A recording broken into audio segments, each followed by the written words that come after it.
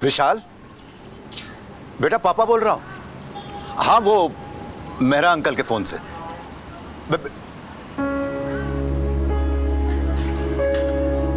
क्या हुआ, काट दिया ना? बिजी था। तुम क्या जानो बिजी रहना क्या होता है। दिन भर काम लगा रहता है। ये लो अपना फोन।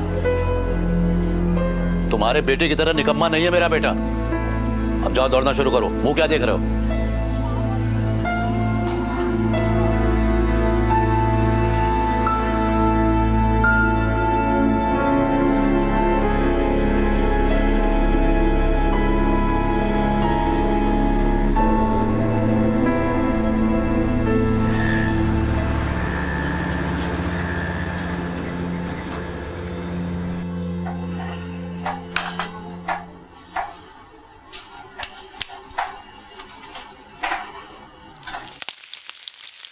मंदार, तू जल्दी से बाजार जा और दही लेकर आ। विशाल को छोली पूरी के साथ साथ बूंदी का रायता बहुत पसंद है। जल्दी जा। आओ पण सर, एक दफा फोन करके पूछ लो ना। नहीं मतलब विशाल भैया और भाभी आने वाले भी है कि नहीं चिंटू बाबा के साथ। वो क्या है ना कि मेरे को आज खाना पड़ता है। लास्ट टाइम भी 3 दिन मैंने ही खाया था सब खाना। चुप कर। विशाल ने मुझसे वादा किया है कि वो बहू और चिंटू को लेकर संडे को जरूर आएगा। और पता है, आज संडे है, वैसे भी हमें डिनर की तैयारी भी करनी है। तू जल्दी से दही लेकर आ वरना नौकरी से निकाल दूंगा। ये छोड़, जा। नहीं आएंगे।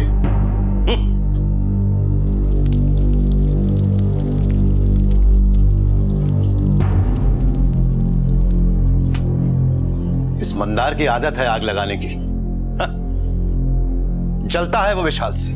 अरे उसने मुझसे वादा किया है कि वो संडे को आएगा। तुम देख लेना, वो जरूर आएगा।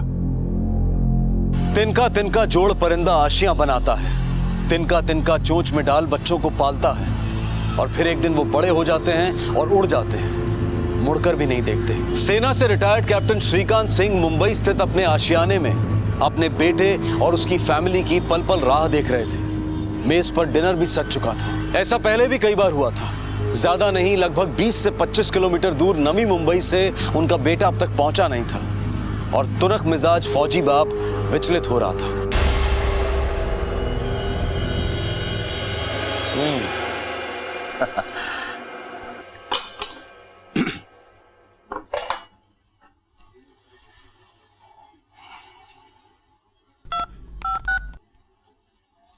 विशाल, कहां हो बेटा तुम लोग? 11 बज चुके हैं। मैंने अपने हाथों से खाना बनाया बेटा तुम लोगों के लिए। तुम्हारे लिए खीर बनाई है और चिंटू के लिए बहुत सारे गिफ्ट लेकर आया हूँ। ड्राई फ्रूट सब कुछ सब लेकर आया हूँ बेटा। डैड सॉरी, आज कुछ काम में फंस गया हूँ, नहीं आ पाऊंगा। बेटा संडे को भी काम? अरे 1-1.5 घंटा तो लगता है वाशी से यहाँ आने में। तुम्हारे पास मेरे लिए कभी टाइम ही नहीं होता विशाल। डैड प्लीज, रखता हूँ, बाद में बात करूंगा। विशाल फोन मत काटना। विशाल,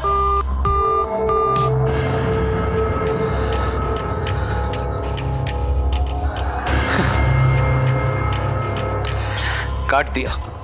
बाप से भी बात करने का टाइम नहीं है इसके पास। काम काम बस काम। पाल पोस के बड़ा किया है मैंने। मंदार, बिस्किट लेकर आओ। मंदार, कहां मर गए? सर जाकर बिस्किट लेकर आ। वो जाने दो ना सर, आप तो खाना खा लो ना। अब तुझसे जितना खाए उतना ही करा कर। जा बिस्किट लेकर आ, जा फौरन। अपने हाथों से खाना बनाया मैंने, क्या फायदा हुआ?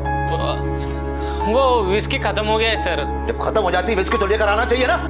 इडियट, ये लो। दोबारा ऐसी गलती नहीं होनी चाहिए। फास्ट।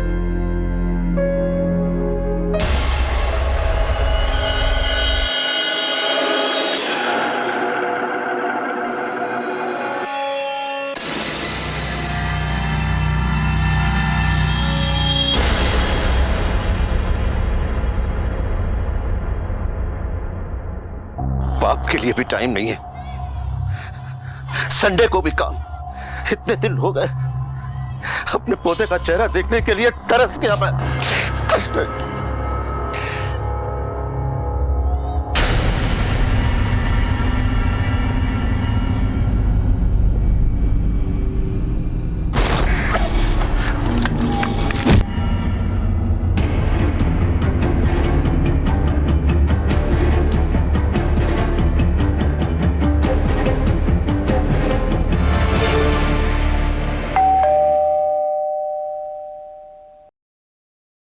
करतोय?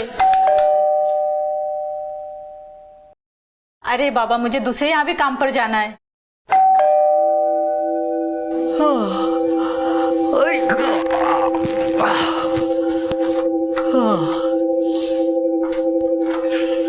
अरे काय रे बाबा, तू पण कभी से बेल बजा रही मैं।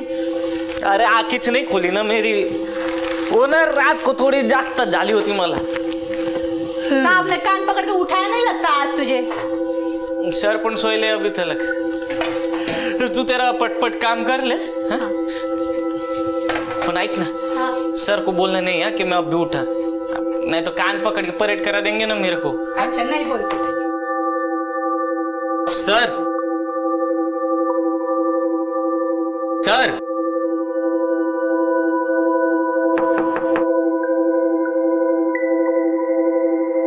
सर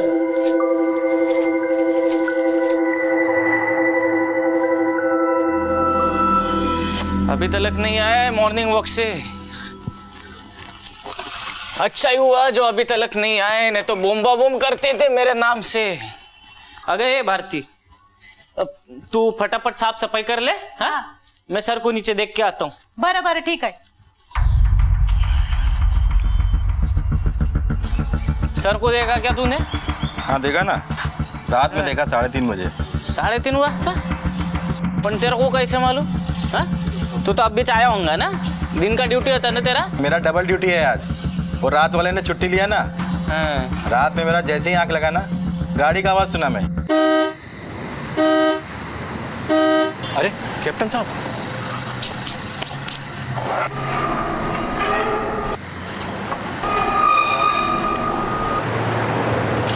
सलाम साहब। इसलिए तेरा ऐसा हालत हो गया है। कर उसको अंदर कर, सर आएंगे तो परेड करा देंगे ना तेरे को भी। जा जा जा अपना काम कर। किधर गए होंगे सर? वो भी बिना बोले सर को फोन करना मत था।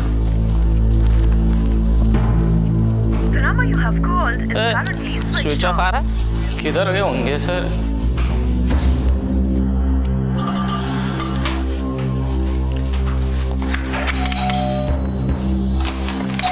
क्या हुआ? अब कप्तान सर को देखा क्या आपने? नहीं। अंकल, ओ अंकल। अरे मंदार, कैप्टन कहाँ है? अरे वही तो पूछने को आया ना मैं आपको। तू मेरे को पूछते हैं? अरे कैप्टन तो आज आए नहीं और मैं उनका ही वेट कर रहा हूँ। क्या बात है? कल रात से गायब है ना वो। रात से गायब है? अरे नहीं नहीं, कहीं भी वो जाते हैं ना तो मुझे बोल के जाते हैं। तू फिक्र मत कर, घर जा।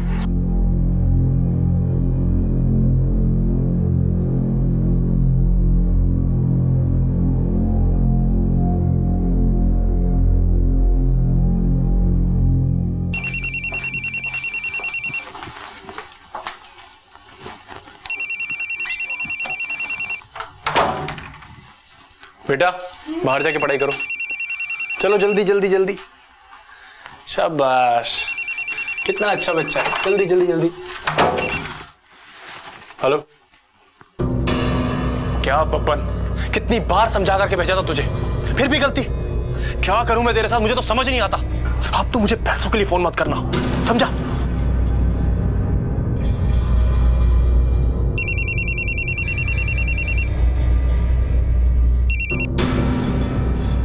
हेलो भैया, कब से फोन कर रहा मैं आपको, आपका फोन ही नहीं लग रहा। हाँ, वो मैं किसी से बात कर रहा था। बोल क्या हुआ? आपके पापा नहीं मिल रहे। पापा नहीं मिल रहे? पापा कोई छोटे बच्चे हैं जो गुम हो जाएंगे? अब तुझे पता है ना पापा के मूड के बारे में, कितने घुमक्कड़ टाइप के हैं। चले गए हों किसी दोस्त से मिलने के लिए। तू एक काम कर, बुआ को फोन करके पूछ ले, पुणे ना गए उनसे मिलने के लिए।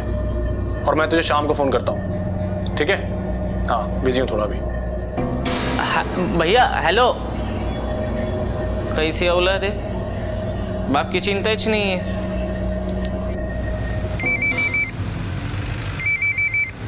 तूने सब जगह पूछा ना? सबको पूछा मैंने, सब जगह देख के भी आया। कल रात से ही नहीं है, मेरे को तो कुछ सूझ ही नहीं रहा क्या करूं अभी। मैं फोन करके देखती हूँ, अगर रात तक घर नहीं आए तो बता देना, मैं कल सुबह जल्दी पहुंच जाऊंगी। आज की तेज भागती जिंदगी में रिश्तों को टेकन फॉर ग्रांटेड, यानी कि रिश्तों के प्रति बेपरवाही आम सी बात है। कैप्टन को लापता हुए कुछ घंटे हो चुके थे। बेटे को फुर्सत नहीं थी, नौकर को कुछ सूझ नहीं रहा था। वो शहर के लगभग सभी जानकार लोगों को फोन मिला चुका था। हर जानकार गली मोहल्ले में कैप्टन को तलाश चुका था। पर यूं अचानक कैप्टन कहां चले गए थे? नौकर की सूचना पर कैप्टन की बहन उषा चौहान पुणे से मुंबई आ पहुंची और आते ही उन्होंने गोरेगांव पुलिस स्टेशन का रुख किया। कल रात से गायब है भैया। मंदार ने फोन करके बताया मुझे। बहुत चिंता हो रही थी, इसलिए भागे भागे आ गई हूँ मैं पूना से। एक तो वैसे ही गुस्सा उनके नाक पे बैठा रहता है। डर लग रहा है कि गुस्से में कहीं घर से चले ना गए हो। तुझे कैसे पता चला सिंह साहब गायब हैं? वो वॉचमैन मेरे को बोल रहा था, मतलब वो मेरे को बोला कि कल रात को 3:30 बजे सर अपने गाड़ी में किधर तो भी निकल गए। तब तो क्या कर रहा था? मैं तो सो रहा था ना साहब। सर रात को चले गए और तुझे कुछ पता नहीं चला, ऐसा तो नहीं हो सकता। अब सर ने दिन भर कुछ तो तैयारी की होगी और रात को जाते वक्त जब दरवाजा खोला होगा तुझे कुछ तो सुनाई दिया होगा। वो संडे था ना सर, तो मैं थोड़ी सी थोड़ी ज्यादा ही छो गई थी। कप्तान सर ने तो खाना भी नहीं खाया था। उनका बेटा आने वाला था ना घर पे अपने फैमिली के साथ में, मगर आए ही नहीं वो। कप्तान सर बहुत गुस्से में थे, इसके लिए मैंने भी डिस्टर्ब नहीं किया। सोचा बाप बेटे का झगड़ा है, मैं गाय को बीच में पड़ूं। और वैसे भी हमारे कप्तान सर ले डेंजर है, गुस्से में आके गोली वोली मार देंगे तो क्या भरोसा।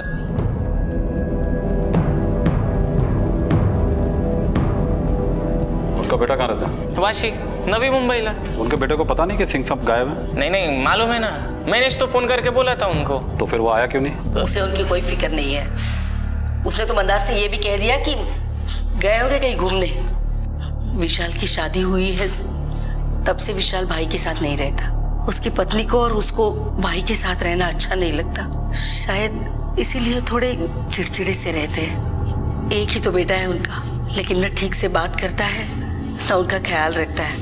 उनके बेटे विशाल सिंह को कैसे पता कि सिंह साहब घूमने गए? उसका ऐसा है ना साहब के हमारे सर को आदत है, वो जाते ऐसे बीच बीच में कभी 8-10 दिन घूमने के लिए। हाँ मगर जब भी जाने की मेरे को बोल के जाने की। ये तो फर्स्ट टाइम ही ऐसा हुआ कि एक तो आधी रात गए और ऊपर से कुछ बोला भी नहीं, इसलिए थोड़ी चिंता हो रही है सब। अब आप ही बताओ, ऐसे आधी रात को कोई जाता है क्या घूमने? कोई लेटर और मैसेज वगैरह छोड़ के गए? नहीं, कोई लेटर वगैरह तो नहीं। हाँ बस एक ट्रैवलिंग बैग नहीं है और थोड़ा बहुत कुछ कपड़ा भी नहीं है। सिंह साहब की एक फोटो दे दीजिए और कार डिटेल लिखवा दीजिए। बुआ, क्या जरूरत थी पुलिस कंप्लेंट लिखवाने की? और ये तो है ही गवार, और आप भी इसकी बातों में आ गई।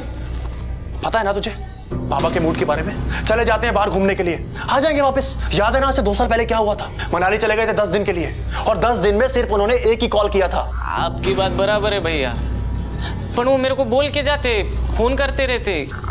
उनका फोन भी बंद है ना। सिंपल सी बात है, मोबाइल में नेटवर्क नहीं होगा या फिर फोन की बैटरी चली गई होगी।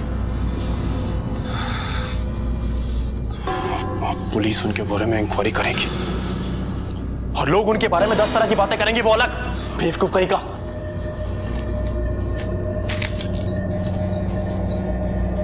कैप्टन जरा सनकी हैं। अब अकेले आदमी का स्वभाव हो ही जाता है ऐसा। ऊपर से फौजी, काफी डिसिप्लिन्ड है। बिल्डिंग में कुछ भी गलत होता है ना तो पूरी बिल्डिंग हिल जाती है उनकी आवाज से। What is this nonsense? जिसने भी ये केले का छिलका फेंका है तुरंत आके उठा ले, वरना कैप्टन सिंह के गुस्से को अच्छी तरीके से जानते हो तुम लोग। कौन है? Uncle, don't get angry. मैं छिलके को डस्टबिन में फेंक देता हूँ।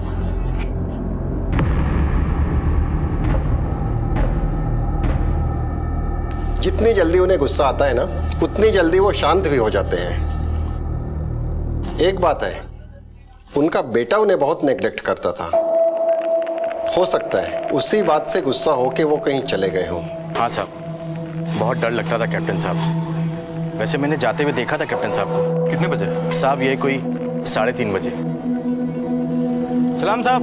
मगर सच बोलूं साहब, वो जब से यहाँ से गए हैं ना, बिल्डिंग में बहुत शांति है। छोटी छोटी बात पर चिक चिक किया करते थे। ये बटन क्यों खुला है? बंद करो इसे। जी जी जी जी जी सर। तुम यहाँ सिक्योरिटी के लिए तैनात हो ना? एक भी सिलवट नहीं आती थी हमारी वर्दी पर। और जरा अपनी वर्दी की तरफ देखो, हम भी अपनी देश की सिक्योरिटी का काम करते थे। उसी तरीके से तुम भी इस बिल्डिंग की सिक्योरिटी के लिए तैनात हो ना? जी जी जी जी। वर्दी ऐसी होनी चाहिए कि अंदर आने वाला डर के तुमसे 2 कदम पीछे हट जाए। अंडरस्टैंड? जी। अब आप ही बताइए ना साहब, कहाँ देश का महान फौजी और कहाँ ये बिल्डिंग का मामूली सा वॉचमैन? जरूरत पड़ने पर बड़े साहब तुम्हें पुलिस स्टेशन बुलाएंगे। शहर छोड़ के कहीं जाना मत। जी sir. Shrikant uncle is the best. मुझे बहुत प्यार करते हैं, अच्छी अच्छी स्टोरी भी सुनाते हैं। तो ऐसे थे हमारे नेताजी सुभाष चंद्र बोस और उनकी आजाद हिंद सेना, समझे? जी सर। अब ये बताओ कि उनका नारा क्या था? तुम मुझे खून दो, मैं तुम्हें आजादी दूंगा। Very good, keep it up. अब नेताजी की कहानी जो मैंने सुनाई और उनका ये नारा तुम सब हमेशा याद रखना। बच्चों से बहुत लगाव है उनको, बड़ों पर चाहे जितना भी गुस्सा करें, लेकिन बच्चों के साथ बच्चा बनकर खेलते हैं वो क्या है ना सर, पोते से तो मिल नहीं पाते, तो सोसाइटी के बच्चों के साथ ही खुश रहने लगे। अपने बेटे से बिल्कुल नहीं बनती है उनकी। देश की सरहद की सुरक्षा में अपना जीवन अर्पण करने वाले कैप्टन श्रीकांत सिंह की अपनी ही सोसाइटी में मुख्तलिफ छवि थी। कहीं एक खौफ पैदा कर देने वाले कड़क डिसिप्लिनेरियन की, तो कहीं प्रेरणा भरी कहानियां सुनाने वाले बुजुर्ग की। लेकिन इन दोनों तस्वीरों के बीच में कैप्टन श्रीकांत की एक तस्वीर और भी थी, अपने ही परिवार, अपने ही बेटे से मायूस एक पिता की, अपने पोते से ना मिल सकने के गम में जीते एक दादा की। काफी दिन गुजर गए लेकिन कैप्टन की कोई खबर नहीं थी। घर से कैप्टन अपने होशो हवास अपनी मर्जी से निकले थे, लेकिन मंजिल और मकसद अब तक किसी को पता नहीं था। नौकर मंदार के हिसाब से कैप्टन साहब कभी भी बिना बताए घर से बाहर नहीं जाते थे। उनका फोन बंद है, ऊपर से अब तक उन्होंने किसी को कांटेक्ट भी नहीं किया है। सीनियर सिटीजन है, इस केस पे हमें कुछ ज्यादा ध्यान देना होगा। उनकी कार के बारे में कुछ पता चला? नहीं सर, अभी तक तो नहीं, लेकिन उनकी गाड़ी की डिटेल्स हमने सारे थानों में भेज दी है। और कॉल रिकॉर्ड? सर ये रहे। सर कैप्टन के मोबाइल की लास्ट लोकेशन उनका घर ही था, और 23 नवंबर की रात के बाद से वो मोबाइल अभी तक ऑन नहीं हुआ है। और सर उनके गायब होने के पिछले 24 घंटों में उनकी बात 2 लोगों से हुई थी, उनकी बहन से और उनके बेटे से। लास्ट कॉल बेटे को थी, और उसके पहले के भी कॉल रिकॉर्ड्स हमने चेक किए हैं सर, लेकिन कोई ऐसा नंबर नहीं मिला जिस पे डाउट हो। बेटे की कॉल रिकॉर्ड मंगाओ, पता करो 30 तारीख की रात वो कहाँ था। हम उसके घर जाकर पूछताछ करते हैं और साथ में नौकर मंदार को भी ले लेते हैं। पुराना नौकर है, बाप बेटे के रिश्ते को अच्छी तरह से समझता होगा। अच्छा एक बात बता, ये कैप्टन सिंह साहब और उनकी बहन के बीच में रिश्ता कैसा था? बेटे से जब भी गुस्सा होने के बहन के घर पेश तो जाते थे वो। और बेटे के साथ? बेटा तो फोन भी करके नहीं पूछने का उनको। हाँ, एक बार घर पे आया था, हम लोग को चिल्लम चिल्ली करके गया। वो बोल रहा था क्या जरूरत थी पुलिस में मिसिंग रिपोर्ट लिखाने की। बुआ, क्या जरूरत थी पुलिस कंप्लेंट लिखवाने की? और ये तो है ही गवार, और आप भी इसकी बातों में आ गई। अच्छा एक बात बताइए, कैप्टन सिंह साहब और उनके बेटे के बीच में हाल फिलहाल में कोई झगड़ा वगैरह हुआ था? साल में 1-2 बार ही आने का उनका बेटा। हाँ, जब भी घर पे आने का झगड़ा ही करने का उनसे। यहाँ से गुजर रहा था, सोचा आपसे पूछ लो, क्या डिसाइड किया आप? मैं चिंटू से मिलने के लिए तरस गया हूँ, और तुम हो कि पापा चिंटू से तो आप फिर भी मिल लेंगे, लेकिन इस फ्लैट को बेचने के बारे में आपने क्या सोचा है? एक बहुत अच्छी अपॉर्चुनिटी है मेरे पास, मैं अपना बिजनेस स्टार्ट कर सकता हूँ पापा। तुम्हें सिर्फ इस फ्लैट में इंटरेस्ट है, अपने बाप की कोई फिक्र नहीं है। मुझे लगा तुम इतने महीनों के बाद अपने पापा से मिलने आए हो, और तुम। पापा please stop being so emotional, practically सोचिए, इतना बड़ा टेरेस फ्लैट है और आप इस फ्लैट में अकेले रहते हैं। हम आपके लिए 1 BHK भी तो ले सकते हैं ना, और मैं और मेरी वाइफ यहाँ पर रहने के लिए कभी भी नहीं आएंगे। मैं ये फ्लैट अपनी जिंदगी रहते कभी नहीं बेचूंगा, चाहे कुछ भी हो जाए। इस फ्लैट में मेरी और तुम्हारी माँ की यादें कैद है, तुम्हारा बचपन, तुम्हारा सब कुछ, तुम्हारी चीजें। ठीक है, मत बेचिए, रहिए यहाँ पर बिल्कुल अकेले, मैं कभी नहीं आऊंगा यहाँ पे, कभी भी नहीं। विशाल, बाप के लिए टाइम नहीं, और बाप के फ्लैट को बेचकर पैसे चाहिए। ऐसा लगता है आपसे ज्यादा फिक्र नौकर मंदार को है आपके पापा की। पापा ने बिगाड़ रखा था उसको, सर पे बिठा के रखा हुआ था। क्यों? आप तो उनके इकलौते बेटे हैं, आपको सर पे नहीं चढ़ा है। मतलब क्या है आपका? मतलब ये कि आपके और आपके पापा के बीच गोरेगांव वाले फ्लैट को लेकर झगड़े नहीं हुए थे? तो मंदार ने चुगली की है आपको। बात सच है कि नहीं? बाप बेटे के बीच में प्रॉपर्टी को लेकर के बहस नहीं हो सकती क्या? बाप बेटे के बीच में प्रॉपर्टी को लेकर बहस ही नहीं, और भी बहुत कुछ हो जाता है। What do you mean? आप डाउट कर रहे हैं मुझ पे? आपको विश्वास नहीं है ना कि पापा सेफ है और घूमने गए हैं? Wait a minute, I'll show you. ये SMS देखिए। अगर पापा को मुझ पे विश्वास नहीं होता तो उनका अकाउंट नंबर मेरे मोबाइल के साथ लिंक्ड अप नहीं होता। उनके अकाउंट में जो भी ट्रांजैक्शन होती है पहला SMS मुझे आता है। ये देखिए आप, ये SMS कुर्ग में कल 50,000 रुपए विड्रॉ किए हैं पापा ने, और ये SMS भी 2 दिन पहले का ही है। अब आप बताइए मुझे, आप इस SMS पे ट्रस्ट करेंगे या हमारे नौकर मंदार पे? ट्रस्ट पे इन्वेस्टिगेशन नहीं होता है, डाउट पे होता है। हमें आपके पापा की बैंक डिटेल्स और इस SMS की डिटेल्स दोनों चाहिए। सर कुर्ग ब्रांच से सीसीटीवी फुटेज नहीं मिल पाई है। उस दिन कैमरे की सर्विसिंग हो रही थी, लेकिन सर 50,000 का विड्रॉल हुआ है, वो भी सेल्फ चेक से। इतनी इन्फॉर्मेशन मिली है सर। कैप्टन कुर्ग में बैंक से पैसे भी विड्रॉ किए, फिर अब तक किसी से कोई कांटेक्ट क्यों नहीं किया? कुर्ग ऐसी जगह तो है नहीं जहां पे मोबाइल नेटवर्क ना हो, फिर उनका मोबाइल फोन अभी तक स्विच ऑफ क्यों है? कहीं ऐसा तो नहीं कैप्टन खुद को छुपाने की कोशिश कर रहे हो हम सबसे? सर बाप बेटे के बीच में प्रॉपर्टी को लेकर झगड़ा था, हो सकता है कैप्टन साहब बेटे से नाराज हो इसलिए फोन नहीं कर रहे होंगे। तो नौकर मंदार और बहन से तो बात कर सकते हैं ना, गुस्सा बेटे पे, नौकर और बहन पे नहीं। रात को 3:30 बजे कैप्टन का घर से निकल जाना, वो भी बिना किसी को बताए। सलाम साहब। और तब से लेके अब तक उनका किसी से भी कोई कांटेक्ट नहीं करना, ये कोई सिंपल सा मिसिंग केस नहीं। उस रात कुछ तो जरूर गलत हुआ है।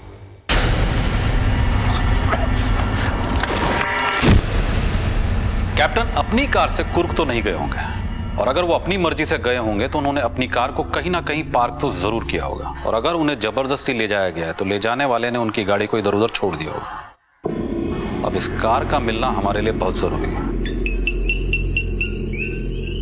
अरे यार बहुत अंदर। थक गए ना?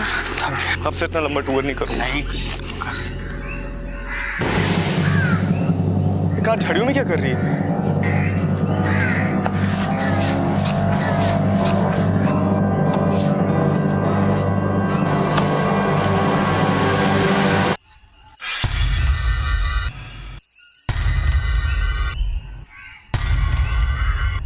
हेलो। छोड़ना नहीं चाहिए। जंगल का चप्पा चप्पा छान मारो, कुछ ना कुछ तो जरूर मिलेगा। सर पिछली सीट पे खून के निशान मिले हैं, गाड़ी की इन्वेस्टिगेशन अभी जारी है। ये केस मिसिंग का नहीं है, इसका मुझे पहले से अंदाजा था। गाड़ी में खून के निशान का मिलना मतलब साफ है, ये एक हत्या का मामला है। चलो कैप्टन के घर चलकर तलाशी लेते हैं।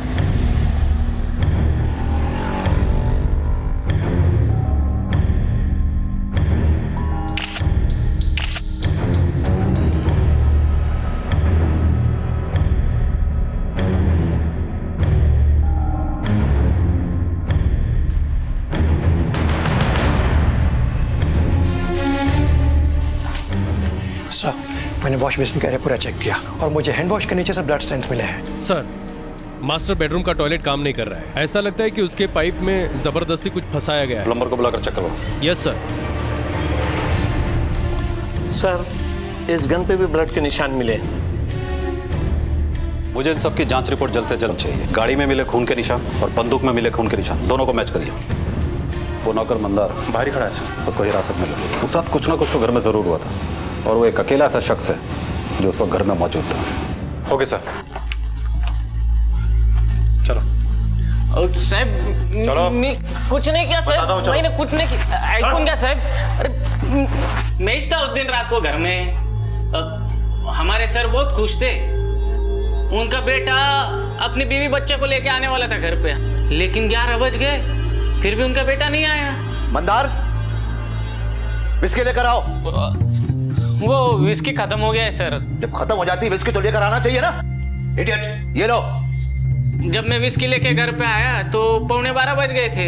मैंने बाहर से आवाज लगाई, सर सर सर के कमरे से कोई आवाज नहीं आई, तो मेरे को लगा सर सो गए होंगे। अब मैं भी 2-4 पैग लगा के सो गया। चुप!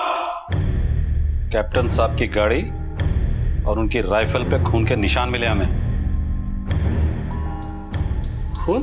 तूने बताया कि तूने कैप्टन साहब को आवाज लगाई। हाँ लगाई थी ना साहब। लेकिन अंदर जाकर नहीं देखा कि कैप्टन साहब अंदर हैं या नहीं। एक बार हमारे साथ कमरे में गए ना, कि बाहर से ठकठकाने का ऑर्डर नहीं था ना। इसे लॉकअप में रखो।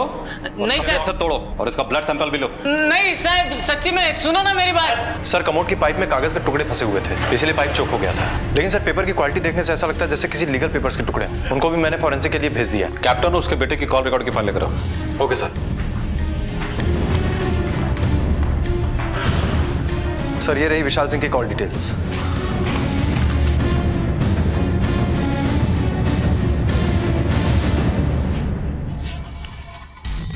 कॉल रिकॉर्ड के मुताबिक कैप्टन ने आखिरी कॉल अपने बेटे को किया था। जैसा कि मंदार ने बताया कि अब कैप्टन ने अपने बेटे से बात की, फिर वो अपने कमरे में चले गए। बेटा घर आने वाला था लेकिन आया नहीं।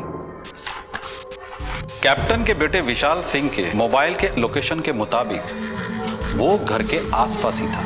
अब सवाल ये उठता है कि वो इतना नजदीक होते हुए भी घर क्यों नहीं आया? सर इससे तो साफ जाहिर है कि विशाल सिंह हमसे झूठ बोल रहा है। कब से एक ही कहानी सुना रहा है कि बाप घूमने गया है। सर कहीं ऐसा तो नहीं है कि वो हमें घुमा रहा है?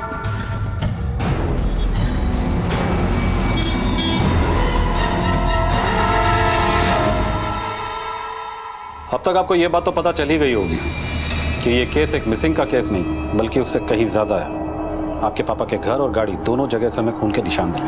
बहुत चिंता हो रही है मुझे मेरे पापा की। बहुत देर कर दी चिंता करने में। वैसे अब एक बात की और चिंता होगी आपको। 23 नवंबर की रात आप अपने पापा के घर से लगभग 1 किलोमीटर की दूरी पर थे। हाँ मैं पास में था। तो ये बात आपने हमसे छुपाई क्यों? ये बात मुझे इतनी इंपॉर्टेंट लगी नहीं। 1 किलोमीटर की दूरी पर अपने पापा से मिलने नहीं जाना ये इंपॉर्टेंट नहीं है या फिर आपके पापा आपके लिए इंपॉर्टेंट नहीं है? आप लोग मुझे गलत समझ रहे हैं। एक्चुअली मेरी वाइफ की मेरे पापा से बिल्कुल बनती नहीं है। उनके डिसिप्लिन नेचर की वजह से ये वहां पर जाना पसंद ही नहीं करती है। जरा हमें भी तो बताइए कि आपकी वाइफ को आपके पापा से क्या प्रॉब्लम थी? सर पापा के साथ रहने का मतलब है कि आर्मी के रूल्स को फॉलो करना। 6 बजे उठ जाओ, रात को 9 बजे सो जाओ, सुबह जॉगिंग पे जाओ, रात को टाइम पर खाना खाओ। और ये सारे रूल्स पूरी फैमिली के लिए थे। इसलिए मेरी वाइफ वहां पर जाना बिल्कुल भी पसंद नहीं करती थी। और उस रात तो हम सर वहां पर गए ही नहीं। हम लोग तो पास के रेस्टोरेंट में डिनर कर रहे थे। अगर आपको विश्वास नहीं होता तो आप हमारे क्रेडिट कार्ड के बिल्स चेक कर सकते हैं। कमाल की बात है, बिना पूछे ही आप हमें एविडेंस बता देते हैं, फिर चाहे वो SMS हो या क्रेडिट कार्ड के बिल।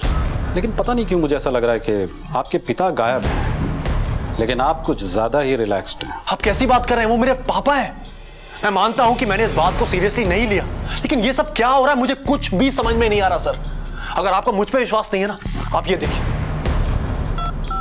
2 दिन पहले 50,000 रुपए विड्रॉ और कल 75,000 रुपए विड्रॉ। अब ये सब देख के मैं क्या समझूं, आप ही बताइए मुझे। सर पिछले 12 दिनों में कैप्टन के अकाउंट से 1,75,000 रुपए निकाले गए, कभी कर्नाटक से कभी केरल से। सर ये बात नॉर्मल नहीं है। पिछली बार हमें CCTV फुटेज से कुछ नहीं मिला, इस बार दोनों जगह से मंगा।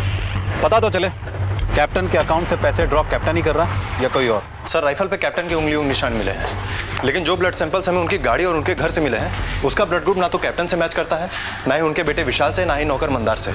वो किसी और के हैं। तो ये तीसरा है कौन? कहीं ऐसा तो नहीं उस रात कैप्टन ने कत्ल किया जिसे हम शिकार समझ रहे हैं, वो शिकारी हो?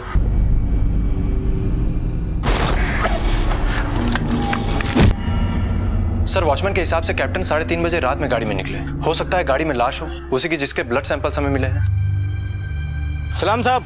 हो सकता है कैप्टन लाश को ठिकाने लगाने के बाद भागते फिर रहे हो। सर मंदार रिमांड पे है, उसका क्या करना है? वार्निंग देके छोड़ दो, उससे कहो मुंबई से बाहर ना जाए। Okay sir. बैंक से CCTV फुटेज आई है।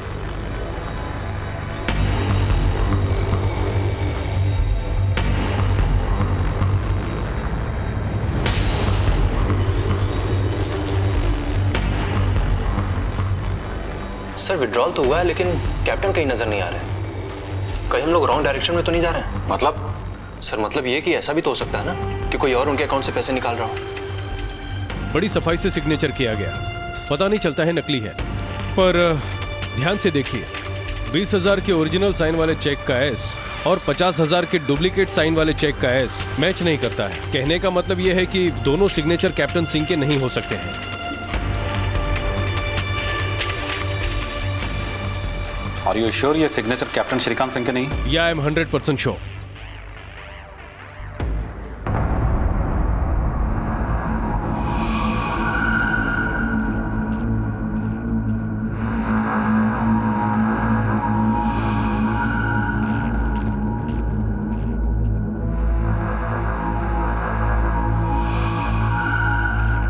उस रात तो मैं गाड़ी के हॉर्न से जागा था,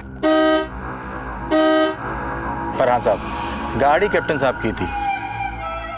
सलाम साहब। गाड़ी के अंदर कैप्टन साहब ही थे? पक्का नहीं बोल सकता साहब। मतलब साफ है, वॉचमैन ने कार देखी, कार में किसी को देखा, लेकिन कार के हेडलाइट्स चालू होने की वजह से वो पहचान नहीं पाया। और सबसे बड़ी बात, वॉचमैन उस वक्त नींद में था और अक्सर ऐसे समय में दिमाग खुद ब खुद कुछ तस्वीरें बना लेता है और हो सकता है इसी के चलते उसे ऐसा लगा हो कि उसने कैप्टन साहब को गाड़ी से बाहर जाते हुए देखा या फिर कोई और गया जिसे ये पहचान नहीं पाया। हो सकता है सर। कैप्टन सिंह का लापता होना, उनके घर और गाड़ी से खून के निशान मिलना और उनकी गुमशुदगी के दौरान भी उनके अकाउंट से पैसों का विड्रॉ होना, एक तरफ ये सारी बातें इस पेचीदा केस की गुत्थी को उलझा रही थी, तो वहीं दूसरी तरफ इस केस के अनजान रास्तों पर चाहे हल्की सी सही थोड़ी रोशनी जरूर डाल रही थी। कार में बैठा शख्स कैप्टन था या कोई और? बैंक अकाउंट से पैसे कैप्टन ने निकाले थे या किसी और ने? खून के धब्बे कैप्टन, उसके बेटे, उसकी बहन या नौकर के नहीं थे तो फिर किसके थे? सर जैसा कि मेरा अनुमान था, फॉरेंसिक रिपोर्ट भी यही कहती है कि कमोड की पाइप से हमें जो टुकड़े मिले थे वो किसी लीगल पेपर्स के थे। सर वो पेपर्स कैप्टन की वसीयत का ड्राफ्ट था, मगर रफ ड्राफ्ट, जो किसी वकील के बनवाने के पहले के होते हैं, जिसमें ना ही किसी नोटरी के सिग्नेचर होते हैं ना ही स्टैम्प। लेकिन सर इस वसीयत पे किन किन लोगों के नाम थे ये पता नहीं चल पाया है, क्योंकि पेपर बुरी तरह से गल चुका था। कैप्टन की वसीयत के हकदार सिर्फ दो शख्स हैं, एक उनका बेटा, दूसरे उनकी बहन। प्रॉपर्टी पे नजर उनके बेटे की है। कमोड के पाइप में मिले वसीयत के फटे हुए टुकड़े और घर से मिले खून के निशान इस बात का सबूत है कि उस रात घर में कोई ना कोई वारदात तो जरूर हुई थी।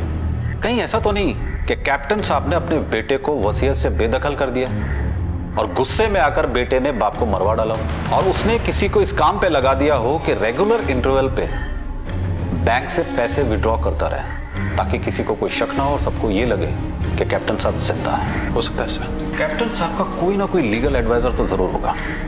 पता लगा उनका लीगल एडवाइजर कौन है? मैं ना सिर्फ लीगल एडवाइजर हूँ बल्कि उनका दोस्त भी। कैप्टन साहब ने एक वसीयत बनवाई थी, शायद वो वसीयत आपने ही बनाई होगी। कैप्टन साहब वसीयत बनाने का इरादा रखते थे, इस बारे में मेरी उनसे बात भी हुई, लेकिन फाइनल ड्राफ्ट बना नहीं। आपकी जानकारी में कैप्टन साहब ने अपना फ्लैट और बाकी की जायदाद किसके नाम की? बेटे के नाम। एक ही बेटा है उनका, और किसके नाम करते हैं? क्यों? उनकी तो एक बहन भी हो सकता है कुछ हिस्सा बहन के नाम किया हो। हमने सुना है कि कैप्टन साहब और उनके बेटे के बीच संबंध कुछ कड़वे थे। कैप्टन साहब उससे नाराज रहा करते थे, लेकिन फिर भी जहां तक वसीयत का सवाल है वो अपने बेटे के नाम ही करना चाहते थे। रिश्तों से बढ़कर दुनिया में कोई दौलत नहीं है, लेकिन जब वही धन दौलत दाव पर लग जाए तब रिश्ते रेत पर फैली ओस की तरह गायब हो जाते हैं। क्या बेटा, क्या बाप। घर के कमोड में वसीयत के कागज के टुकड़े मिलते हैं, बेटा बाप की गुमशुदगी से बेफिक्र नजर आता है, तो ऐसे में पुलिस का शक कैप्टन के बेटे विशाल सिंह पर जाना गैर लाजमी तो नहीं? हो सकता है कि कैप्टन ने अपने लापरवाह बेटे को वसीयत से बेदखल कर दिया हो। ऐसे में कैप्टन की मौत से बेटे विशाल के लिए संपत्ति का रास्ता एकदम साफ हो जाता है। खैर पुलिस सिर्फ विशाल पर शक कर सकती थी, कानूनी कार्रवाई नहीं, क्योंकि उनके पास विशाल के खिलाफ कोई ठोस सबूत नहीं थे। और तभी तफ्तीश का एक तार सबूत की शक्ल में सामने आया। हाँ बोले देश पांडे। सर कार में मिला हुआ खून का सैंपल कैप्टन के घर में मिले हुए खून के सैंपल से बराबर मैच होता है, मगर एक बेहद इंटरेस्टिंग फैक्ट सामने आया है, और वो ये है कि इस आदमी का डीएनए एक और आदमी के डीएनए से मैच होता है, और वो कैप्टन के बहुत ही करीबी है। किसे?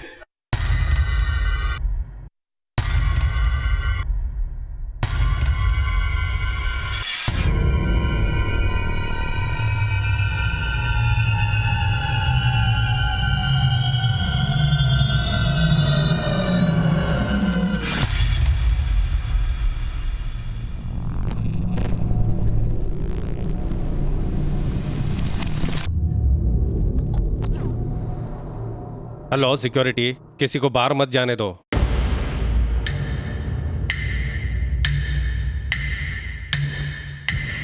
एक मिनट सर, कुछ सिक्योरिटी प्रॉब्लम है। अरे सर प्लीज सर रुकिए सर। अरे बोला ना सर, सर अरे सर पकड़ो इसको। अरे ये चोर है। अबे छोटे चोर है, भाग रहा है, पकड़ो। अरे पकड़ो इसको। इंस्पेक्टर साहब लेके जाइए, ये चोर है, लेके जाओ साहब। जिंदगी का सफर रहस्यों से भरा है। यहाँ राह चलते कौन सामने आ जाए कहना मुश्किल है। बैंक के सीसीटीवी फुटेज में ये कौन शख्स था? अगर कैप्टन अपने अकाउंट से पैसे नहीं निकाल रहे थे तो ये कौन उनके पैसों पर सेंध लगा रहा था? मुंबई पुलिस की गतिशीलता काम आ गई। घर और गाड़ी में मिले खून के धब्बों का डीएनए एक ही आदमी का निकला। और डीएनए भी उसका, जो अब तक बेकसूर बना सबको गुमराह कर रहा था।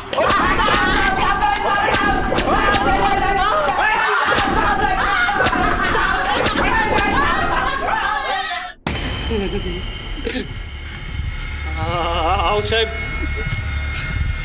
मिलिंद मेरा चचेरा भाई है, पर हमने कुछ नहीं किया साहब। हाँ, हमने कुछ नहीं किया। इस आदमी का डीएनए एक और आदमी के डीएनए से मैच होता है। किसे? वो कैप्टन के घर के नौकर मंदार से। अब तक हम ये सोच रहे थे कि कैप्टन का बेटा हमें घुमा रहा है, लेकिन घुमा तो तू हमें रहा था मंदार। तेरी कुंडली तो छप चुकी है, सारी कहानी हमारी समझ में आ चुकी है। अब सीधे सीधे सच सच बता।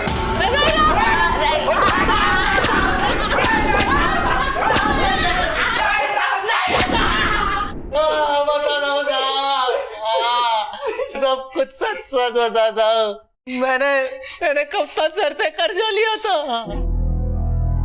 पहले वो 50,000 लौटा जो मैंने तुझे दिए थे। दे दूंगा ना सर, वो भी दे दूंगा। हाँ, किधर भाग के जाऊंगा? 10 सालों से आपके इधर इस तो काम कर रहा ना मैं। हाँ, और मेरे को खाली 1 लाख रुपया होना। वैसे भी आपके पास क्या कमी है सर? कमी नहीं है क्या मतलब? लुटा दो तुझ पे। बेटा है मेरा, पोता है मेरा। वो आते क्या आपको देखने को कभी? आपका दवा पानी खाना पीना ख्याल रखना सबको मैच तो करता। पिछले 10 सालों से आपकी सेवा कर रहा मैं। आप मेरे को 1 लाख नहीं दे रहे हा? और ऐसी औलाद को दे रहे जो कभी थूकती भी नहीं आप पर। Shut up! मेरे को शट अप कर सकते हैं आप, नो करे ना मैं, मगर सर वो है क्या किसी काम का? हा? आप उनके लिए खाना बना के रखते हो, लेकिन मेरे को तो खाना पड़ता ना। वो बचा कुचा कुत्ते खाते। वो आपकी बहू नफरत करती है आपसे, नफरत। और ऐसे ही परिवार को सब कुछ लुटाना चाहते हो आप। आपका दूसरा कोई बेटा होता ना तो कम से कम 2-4 दिनों के लिए तो पोते को छोड़ के जाता आपके पास। पर विशाल भैया तो वो भी नहीं करते, और उसे कोई सब कुछ देने चले हो आप। वाह सर वाह।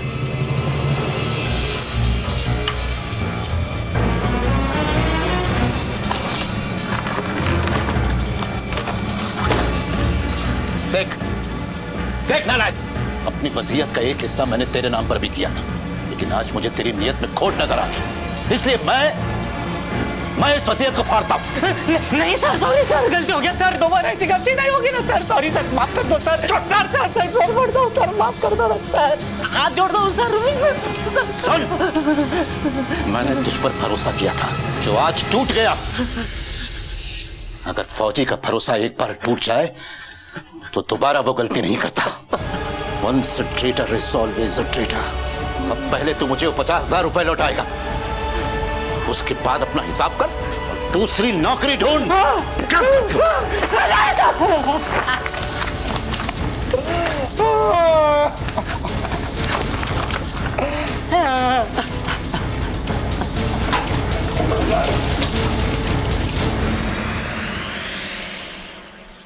मेरे को लगा कप्तान सर का गुस्सा 1-2 दिन में ठंडा हो जाएगा। हमेशा नहीं होता था, पर इस बार तो उन्होंने ठानी रखा था कि मेरे को काम पे से निकाल देंगे। इसके लिए मैंने अपने भाई मिलिंद को बुलाया। ये बग मिलिंद, अपने को ऐसा साइन मांगता एकदम बगुन के। अरे ये तो अपने बायात का के लिए मिलिंद 40 साइन करने में मास्टर था। और उस रात को जब उनका बेटा घर नहीं आया तब कप्तान सर बहुत दुखी हो गए थे। इसके लिए मैंने मिलिंद को पहले से बुला के रखा था।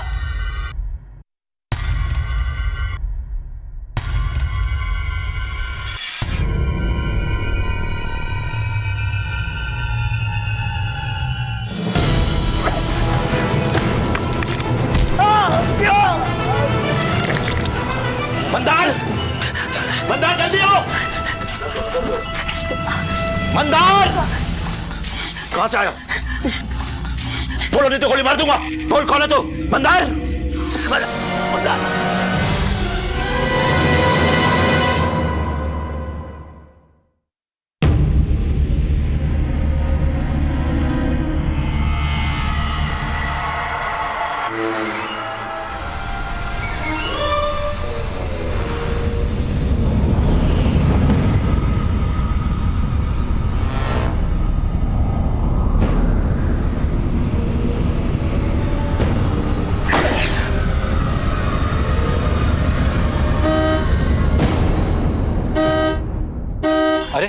कैप्टन साहब।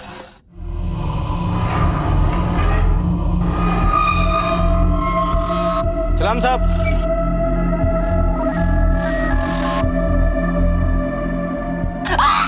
अब ये बता कैप्टन साहब की बॉडी कहाँ है?